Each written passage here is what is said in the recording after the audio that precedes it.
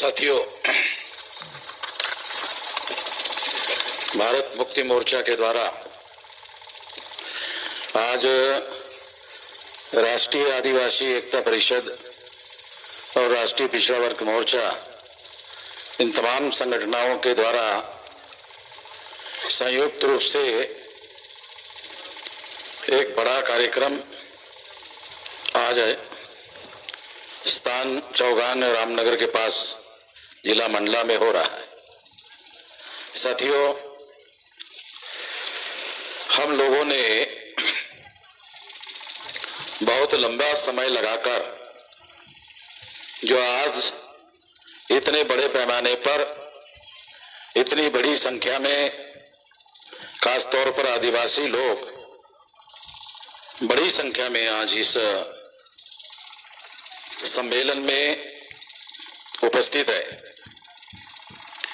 तो ये जागृति बढ़ने का, हमारे समाज में जागृति बढ़ने का संकेत है। आप लोगों को जानकारी नहीं होगी, जब मेरी उम्र 19 साल की थी तब से मैं ये काम कर रहा हूं। आज मेरी उम्र 67 साल की है, तो राउंड अबाउट 50 साल हो गए। 50 साल लंबा समय लगाकर सारे देश भर में लोगों को जगाकर संगठित करने का काम किया गया। इसकी बदौलत जो हमारा देश है वो 36 स्टेट का देश है। 36 स्टेट में 32 स्टेट में अभी हमारा संगठन फैला हुआ है। 625 जिलों में संगठन फैला हुआ है। केवल ब्रह्मदेश के बॉर्डर पर और बांग्लादेश के बॉर्डर पर जो 4 स्टेट है, अगर वो छोड़ दिए जाए तो सारे देश भर में विशाल संगठन का निर्माण हमने कर लिया है। बहुत बड़ा संगठन हमने निर्माण कर लिया है। इस देश में तमाम लोग आरएसएस के विरोध में बोलते रहते हैं, मगर हमने इस संगठन शक्ति के बल पर नागपुर में आरएसएस के हेडक्वार्टर को घेरने का कार्यक्रम घोषित किया था। आप लोगों को जानकारी है, आप में से बहुत सारे लोग नागपुर में थे।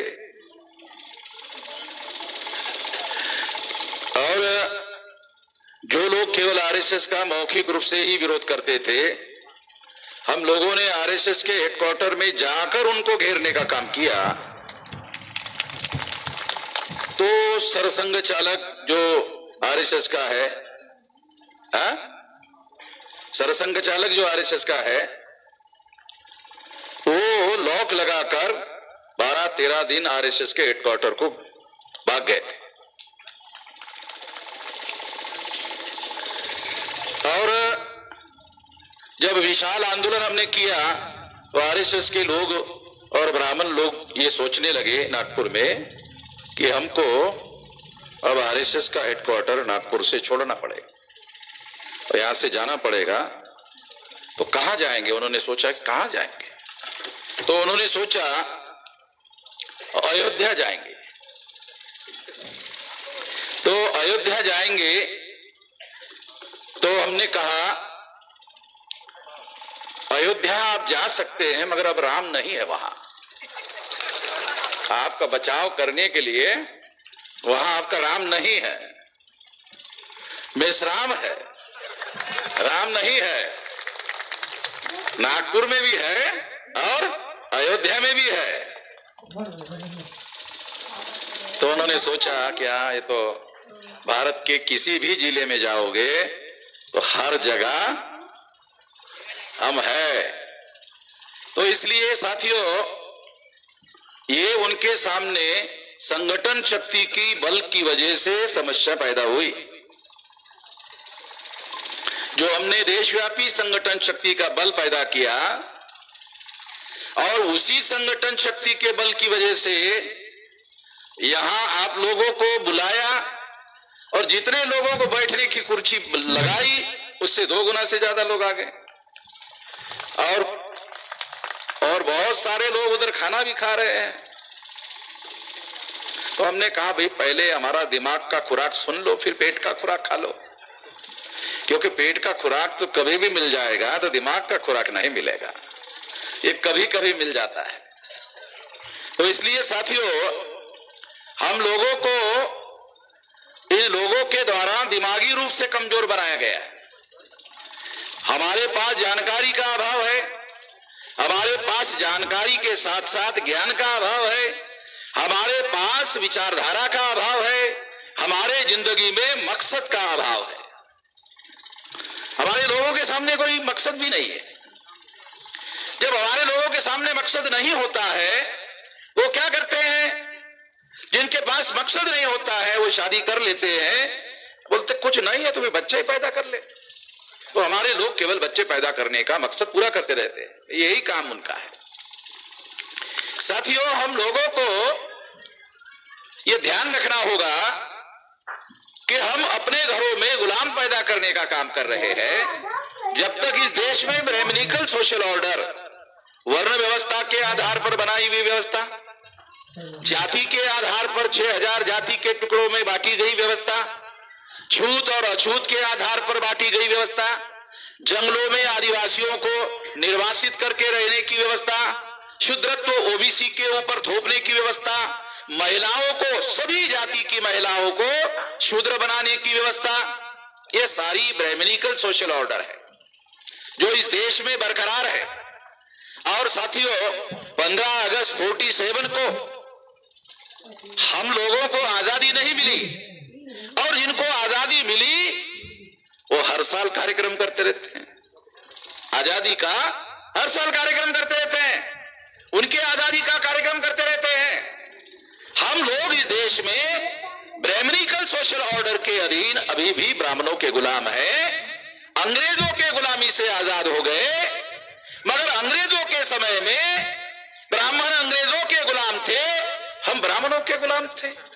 ब्राह्मण अंग्रेजों का गुलाम, हम ब्राह्मणों का गुलाम, हम गुलामों के गुलाम।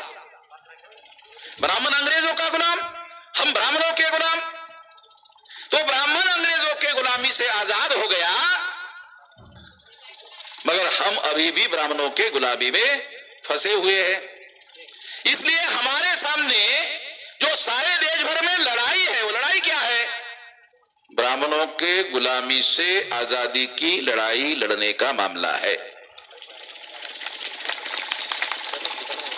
ब्राह्मणों के, दोबारा बताता हूं क्योंकि हमारे लोग भुलक्कड़ लोग हैं, ब्राह्मणों के गुलामी से आजादी हासिल करने का मामला है। कुछ आदिवासी कहते हैं, कौन सा राज्य भाई? आदिवासी लोग कौन सा राज्य की बात करते हैं? भारत आजाद होने के पहले गोंडवाना आजाद हो जाएगा, कैसे होगा? है? कभी आदिवासी लोगों ने सोचा? भारत आजाद नहीं होगा मगर गोंडवाना हो जाएगा, कैसे होगा?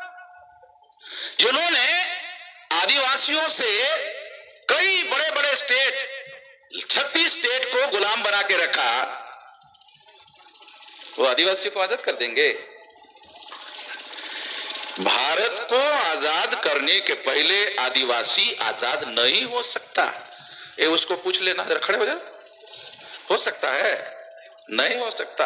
68 दिन जेल में डाला, कोई अपराध नहीं था, बराबर?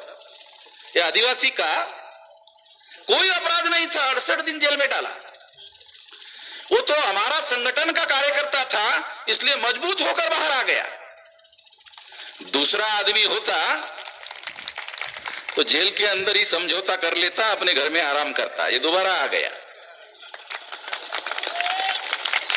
ब्राह्मण को मालूम हो गया इसको जेल में डालने से समस्या का समाधान होने वाला नहीं है, ये और ज्यादा मजबूत होता रहेगा, और जितने बार जेल में जाएगा उतना वो लोगों का हीरो बनकर बाहर आएगा। मैं गांधी जी के पुतले के पास बहुत बार जाके नजदीक से देखता हूं, तो गांधी जी के लंबी लंबी टांगे वहां दिखती है पुतले में। आप लोगों ने कभी देखा नहीं?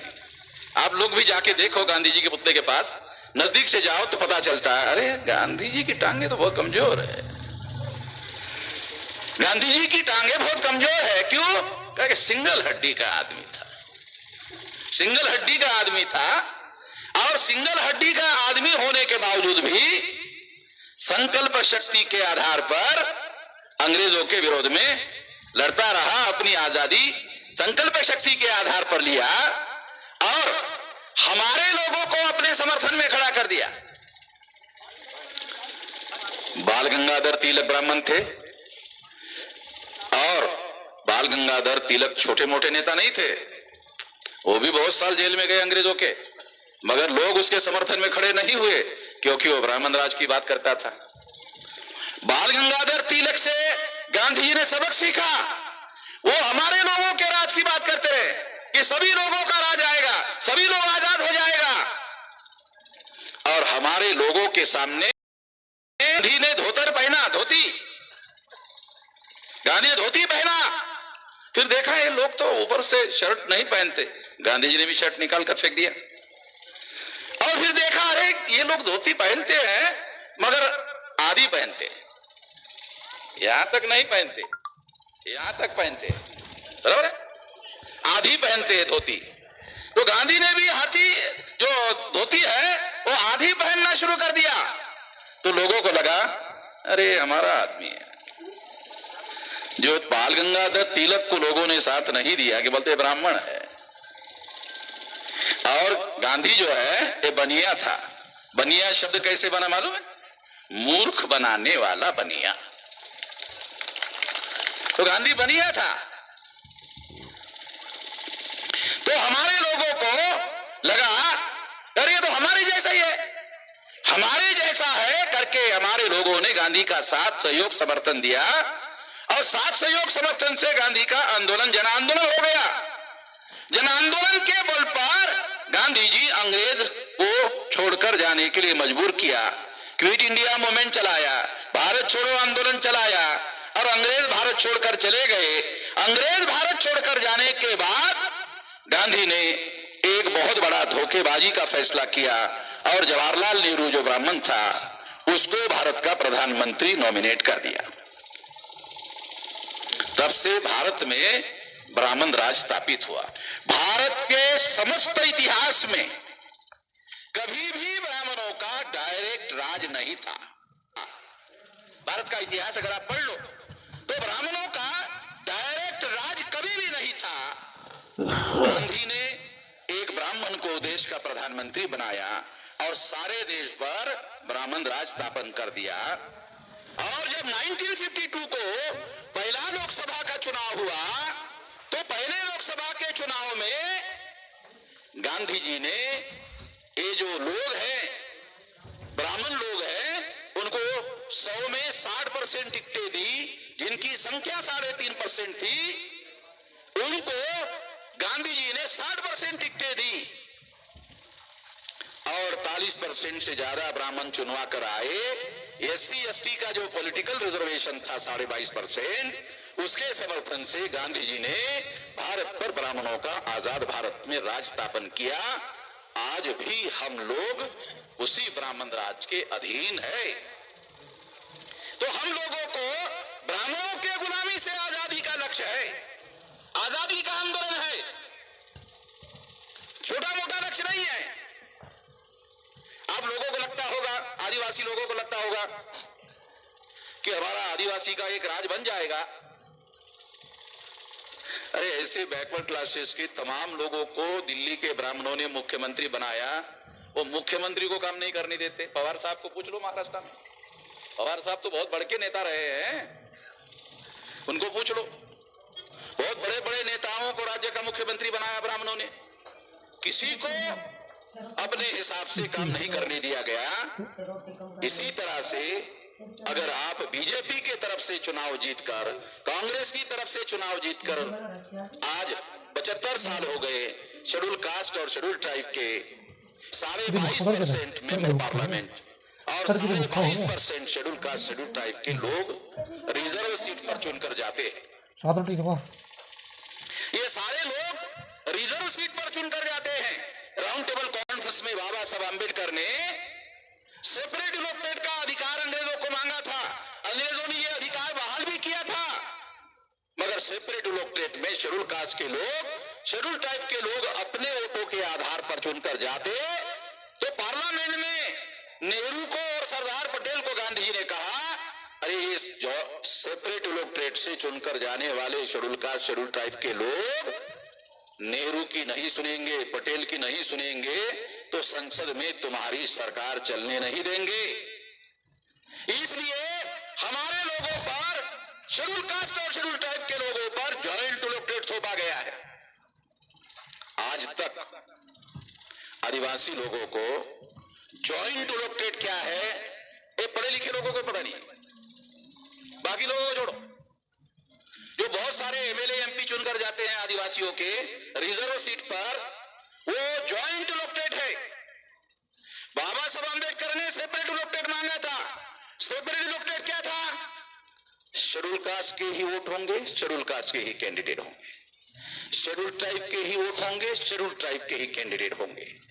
और शेड्यूल ट्राइब और शेड्यूल कास्ट के लोगों को अपने अपने चुनाव क्षेत्र में अपने अपने रिप्रेजेंटेटिव चुनने का अधिकार होगा। जो सबसे ज्यादा लड़ाकू एससी एसटी का आदमी होता तो चुनकर जाते उस व्यवस्था में। इसके विरोध में गांधी जी ने आमरण अनशन किया, आमरण अनशन किया। है किसी आदिवासी को पता है, किसी पढ़े लिखे आदिवासी को पता है कि ये जो separate electorate schedule caste schedule tribe को होता तो 131 मेंबर पार्लियामेंट होते, 131 मेंबर पार्लियामेंट होते तो नेहरू की सरकार को कभी बहुमत नहीं मिलता, इंदिरा की सरकार को कभी बहुमत नहीं मिलता, और शेड्यूल कास्ट और शेड्यूल ट्राइब के सपोर्ट के बगैर कभी वो सरकार नहीं बना पाते। न नेहरू बना पाते, न इंदिरा, न राजीव गांधी बना पाते, न अटल बिहारी वाजपेयी बना पाते, कोई सरकार बहुमत भी नहीं बना पाते, और बहुमत का आंकड़ा 131 एससी एसटी का बन जाता, सेपरेट इलेक्टोरेट में बन जाता। तो इनके सपोर्ट के बगैर सेंटर में कोई सरकार ही नहीं बनती। तो इसका मतलब है 1952 में प्रथम जो केंद्र की सरकार आजादी के बाद बनी वो शेड्यूल कास्ट और शेड्यूल ट्राइब के समर्थन से बनती, तो हमारा भी राज आ गया होता। 1952 में ही हमारा भी राज आ गया होता। तो बैकवर्ड क्लासेस के लोगों को कहना चाहता हूं कि अगर एससी एसटी के लोग सेपरेट इलेक्टोरेट में चुनकर जाते तो उनका भी राज आता। तो ओबीसी के लोगों को 92 में गिनती की जा रही, ओबीसी के लोगों की गिनती की गई या गिनती करने की बातें चल रही है, और फिर भी एक ओबीसी का प्रधानमंत्री मोदी होने के बावजूद भी गिनती नहीं कर रहा है। नरेंद्र मोदी ओबीसी का ही आदमी है, देश का प्रधानमंत्री है, गिनती करने का उसी के पास पावर है, मगर गिनती नहीं कर रहा है क्योंकि ये नरेंद्र मोदी को आरएसएस और भाजपा के ब्राह्मणों ने नॉमिनेट किया। तो ये Narendra Modi nominated prime minister है, ये इलेक्टेड प्राइम मिनिस्टर नहीं है, ये नॉमिनेटेड प्राइम मिनिस्टर है। तो हमारे लोगों को नॉमिनेटेड और इलेक्टेड भी समझ में आता कि नहीं है? कितने लोगों को समझ में आता नॉमिनेटेड किसको बोलते हैं, इलेक्टेड किसको बोलते हैं?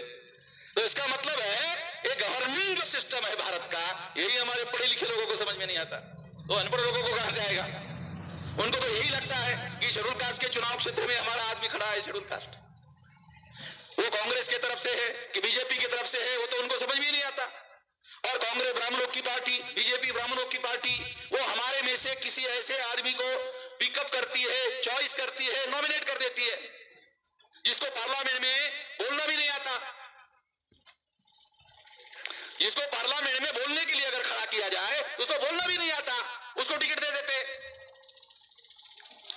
आप लोगों को सुनकर हैरानी होगी कि जवाहरलाल नेहरू के समय में एक ऐसी घटना है कि उनके घर में एक शेड्यूल कास्ट का आदमी खाना पकाता था, नेहरू जी ने उसको टिकट दे दिया।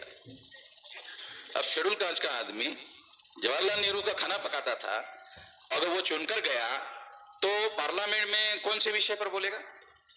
कितना नमक डालना चाहिए, सब्जी में टेस्टी कैसे बनाना चाहिए, मसाला कितना डालना चाहिए, ठंडा मसाला कितना डालना चाहिए, गरम मसाला कितना रखना चाहिए, मसाला डालना चाहिए कि नहीं डालना चाहिए, ये पार्लियामेंट में बोलने का विषय है। तो जवाहरलाल नेहरू ने अपने खानसामे को टिकट देकर चुनाव कराया। नॉमिनेटेड कैंडिडेट समझा रहा हूं आप लोगों को, किसको क्या समझ में आता है हमारे लोगों को, नॉमिनेटेड रिप्रेजेंटेशन।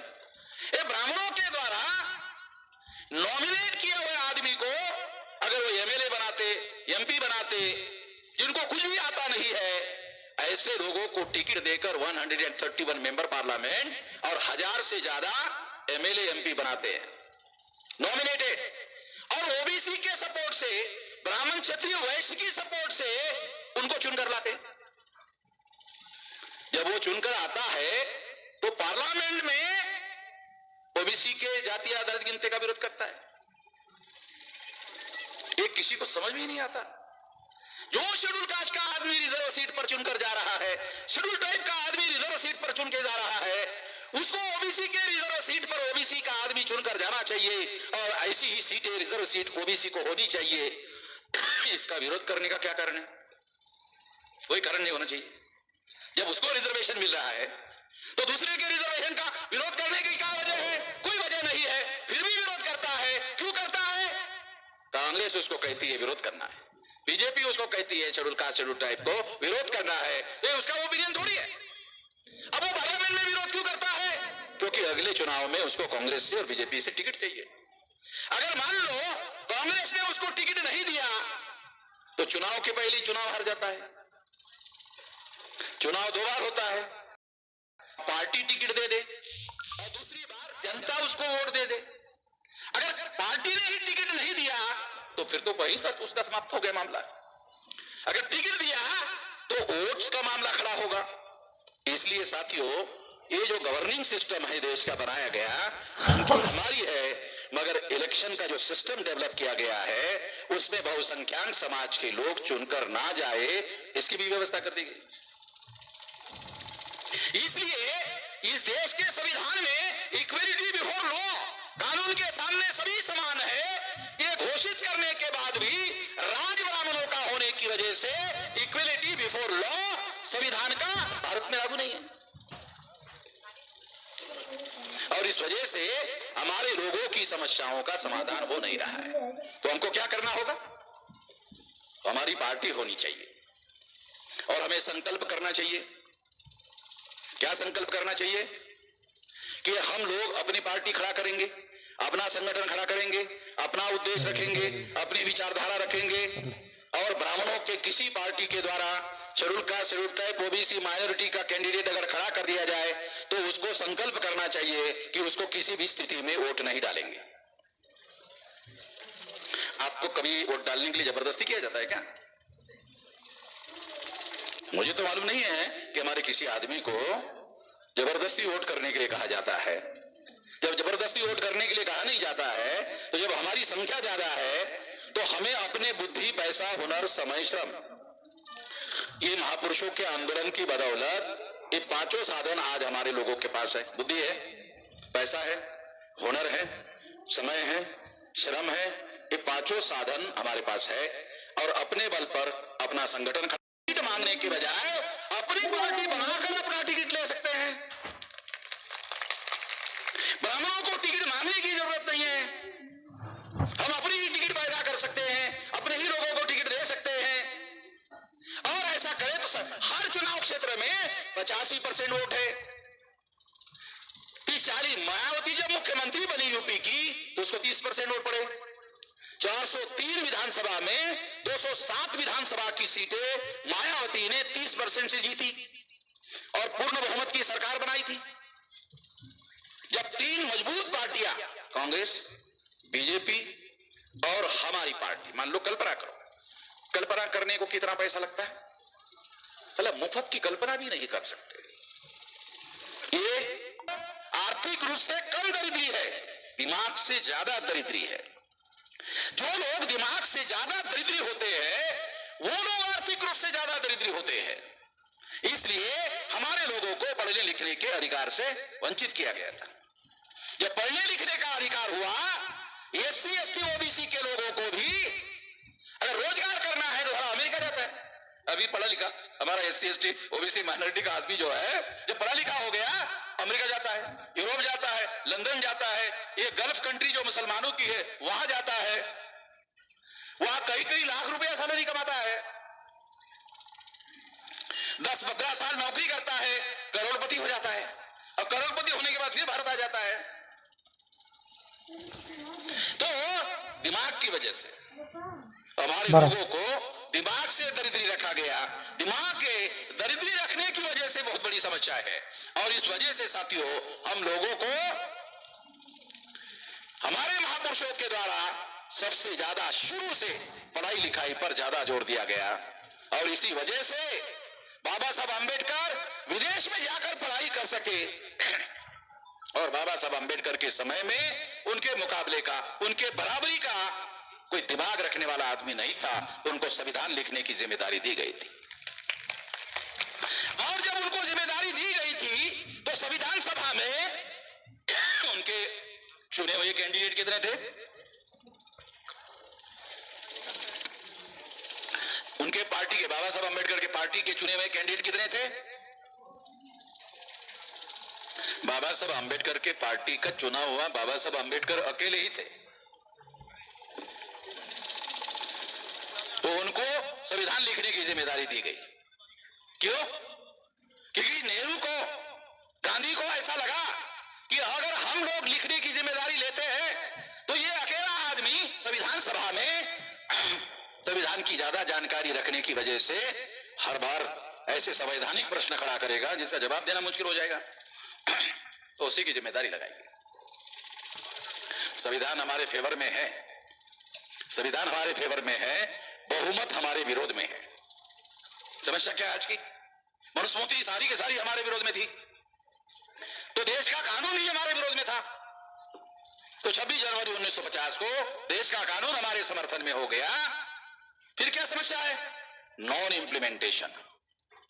नॉन इंप्लीमेंटेशन क्यों हो रहा है? पार्लियामेंट में हमारा मेंबर पार्लियामेंट नहीं है। शेड्यूल कास्ट शेड्यूल ट्राइब के 131 मेंबर पार्लियामेंट चुनकर जाते हैं, वो सारे के सारे नॉमिनेटेड है, उनको पार्लियामेंट में बोलने भी नहीं दिया जाता। तो हम लोगों को उनको अपना रिप्रेजेंटेटिव मानकर नहीं चलना चाहिए। हमारे लोग उनको अपना रिप्रेजेंटेटिव मानकर चलते हैं, इस वजह से हमारा इंडिपेंडेंट संगठन नहीं बनता। अरे हमें इंडिपेंडेंट संगठन बनाने की क्या जरूरत है? हमारे 131 मेंबर पार्लियामेंट बगैर संगठन के चुनकर जाते हैं। ऐसे हमारे नालायक पढ़े लिखे लोग सोचते रहते हैं। जो शेड्यूल कास्ट शेड्यूल ट्राइब के नालायक पढ़े लिखे लोग हैं, वो ऐसा सोचते हैं, अरे हमें संगठन बनाने की क्या जरूरत है? बगैर संगठन के हमारे 131 मेंबर पार्लियामेंट चुनकर जाते हैं, 1000 से ज्यादा एमएलए चुनकर जाते हैं, हमें अपना संगठन बनाने की क्या जरूरत है? अरे कांग्रेस से चुनकर जाने वाला एमएलए एमपी नॉमिनेटेड है, नाम हमारा लेते हैं, बाप वो है। समझ में आता है? नाम शेड्यूल कास्ट का लेते हैं, नाम शेड्यूल ट्राइब का लेते हैं, नाम ओबीसी का लेते हैं, बाप वो है। नाम किसी का लेने का, बाप कोई और होने का, ऐसे संतान को, ऐसे औलाद को क्या कहते हैं?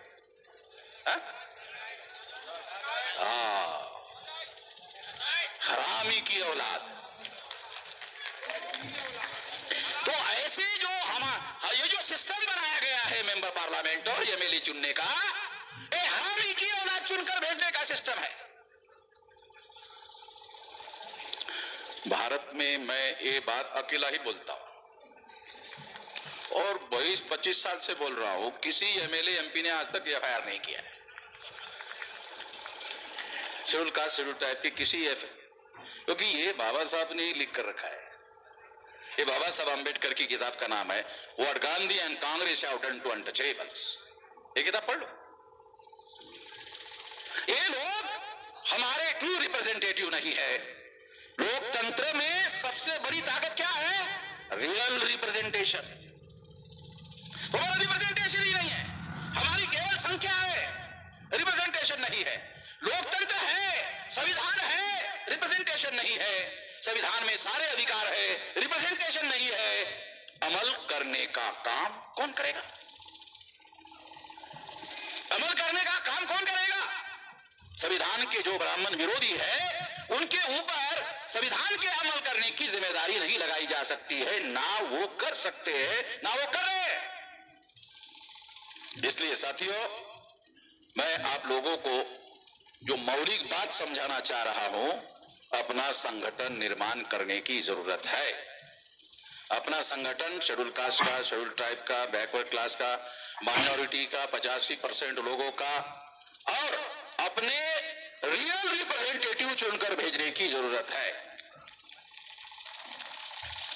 हमें केवल सामाजिक बात नहीं करनी चाहिए, आर्थिक बात नहीं करनी चाहिए, हमें संगठन निर्माण करके व्यवस्था बदलने की बात करनी चाहिए। अगर आपकी दिल्ली में सरकार आई तो केंद्र सरकार का बजट कितना है? 50 लाख करोड़। आया किसी को समझ में? कितना है आंकड़ा? है? दिमाग पे जोर लगाओ। मेरे को समझ में नहीं आया तो पहली बात, तुम लोगों को कैसे आएगा? मैं डेली प्रैक्टिस करता हूं, फिर मुझे समझ में नहीं आया। 50 लाख करोड़। 3 बार बोलने से थोड़ा बहुत समझ में आएगा, एक बार बोलने से नहीं आएगा। 50 लाख करोड़। चलो ठीक, थोड़ा बहुत आ गया, वो ज्यादा झंझट में हम नहीं पड़ना चाहिए। इतना बजट एक साल का भारत सरकार का, इतना पैसा भारत सरकार के पास जमा होता है एक साल में। राज्य सरकार का अलग होता है, महानगर पालिका का अलग होता है, नगर पालिका का अलग होता है, जिला पंचायत का अलग होता है, तालुका पंचायत का अलग होता है, ग्राम पंचायत का अलग होता है। हर एक को टैक्स लगाने का अधिकार है, और वो सारा पैसा एक साल के लिए इकट्ठा होता है, और एक ही साल में मार्च एंड तक खर्चा करना कंपलसरी है, बंधनकारक है। उसके बाद उसको बचा कर नहीं रख सकते, फिर अगले साल में पैसा आता है। इतना पैसा है, और इतना पैसा हमारे पास आता है, और इसके बावजूद भी हमारे लोगों की दरिद्रता कायम है। पैसा जाता कहां? उन लोगों के नियंत्रण में सत्ता है, तो जिनके नियंत्रण में सत्ता है उनके नियंत्रण में बजट है, और जिनके नियंत्रण में बजट है वो निर्धारित करते हैं पैसा किसको बांटना चाहिए, किसके पास देना चाहिए, किसके हिस्से में लाना चाहिए, किसके हिस्से में नहीं आना चाहिए, वो निर्धारित करते हैं, और वो बंदरबाट हो जाती है, और उनको मिल जाता है, जिनको मिलना चाहिए उनको मिलता नहीं। इसलिए मौलिक समस्या, केंद्र की सत्ता पर नियंत्रण होना चाहिए। 100 में 85 वोट हमारे हैं, 40 से ज्यादा की जरूरत नहीं है, 40% से ज्यादा की जरूरत नहीं है। मायावती तो 30% मुख्यमंत्री बनी थी। जब 3 पार्टियां होती है, 35, 105% हो जाता, समझ? तो 40% की भी जरूरत नहीं। तो 3 अगर मजबूत पार्टियां हो तो 35% में ही सेंट्रल में आपकी सरकार बन सकती है। 35 में 85% आपके हैं। हमारे लोग क्या सोचते हैं? काशीराम जी लोगों को यह बात समझाते थे, ऐसा ऐसा संख्या इतनी है, ऐसा करने से ऐसा हो जाएगा, फिर अपनी सरकार आ जाएगी, फिर अपना मुख्यमंत्री हो जाएगा, फिर अपना प्रधानमंत्री हो जाएगा, फिर सारी समस्या का समाधान हो जाएगा। काशीराम जी अपने लोगों को समझाते थे। लोग काशीराम जी से भी ज्यादा बुद्धिमान थे, लोग काशीराम जी से भी ज्यादा बुद्धिमान थे। वो क्या कहते थे? ऐसा नहीं हो सकता। वो काशीराम जी को कहते थे ऐसा नहीं हो सकता। क्यों? जो लोग काशीराम जी को कहते थे ऐसा नहीं हो सकता, वो ज्यादा होशियार लोग थे, क्योंकि वो अपने पार्टी को वोट ही नहीं देते थे। उनको मालूम था कि साला मैं खुद ही हरामीपन करता हूं, तो ये तो ईमानदारी पर निर्भर कर रहा है। काशीराम जी मानकर चल रहे कि हम ईमानदार रहेंगे, ज्यादा नहीं तो 35% वोट ईमानदार रहेंगे तो हो जाएगा। मगर जिनको वो समझाते थे वो खुद ही 50 साल से बेईमानी कर रहा है, धोखाधड़ी कर रहा है, अपने ही लोगों को वोट देने का काम नहीं कर रहा है, तो उसको मालूम था ऐसा नहीं हो सकता। हमारे लोग जो हरामीपन करते हैं वो उसी के शिकार है। अच्छा, उसके लिए वोट देने के लिए तलवार निकालना नहीं पड़ता। जैसे मैन के अंदर तलवार है, लड़ाई नहीं लड़ना पड़ता। वोट डालने के लिए एक ही आदमी लाइन लगाकर अंदर जाता है, जब बाहर नहीं आता दूसरा नहीं जा सकता, और वहां जाकर उसको क्या करना है? कोई तलवार फलवार कुछ भी करने की जरूरत नहीं है, कुछ लड़ाई लड़ने की जरूरत नहीं है, कोई चाकू छुरी बंदूक गोली चलाने की जरूरत नहीं है। ऐसा ये भी सब बड़ा हैरान करने वाली बात है कि ये अंगूठा टेकने की क्यों जरूरत है। तो बाबा साहब ने कहा था कि हमारे लोग अंगूठा टेक ज्यादा है, पढ़े लिखे नहीं है, तो उन्होंने कहा कि ये अंगूठा टेकने का सिस्टम ठीक है। अंग्रेजों ने बाबा साहब को कहा था कि तुम्हारे लोग तो पढ़े लिखे नहीं है, तो क्या करोगे? कहा ये अंगूठा टेकने का सिस्टम डेवलप। वोट हमारे लोगों को मिलना चाहिए, अधिकार होना चाहिए। तो हमारे लोग इतने होशियार, बाबा साहब अम्बेडकर ने 100 साल से ज्यादा लड़ाई लड़कर वोट का अधिकार हासिल किया। यूरोप और अमेरिका में खून खराबा हुआ, इंग्लैंड में महिलाओं को वोट का अधिकार नहीं था। अमेरिका यूरोप में केवल पढ़े लिखे लोगों को वोट का अधिकार था, केवल टैक्स पेयर लोगों को वोट का अधिकार था।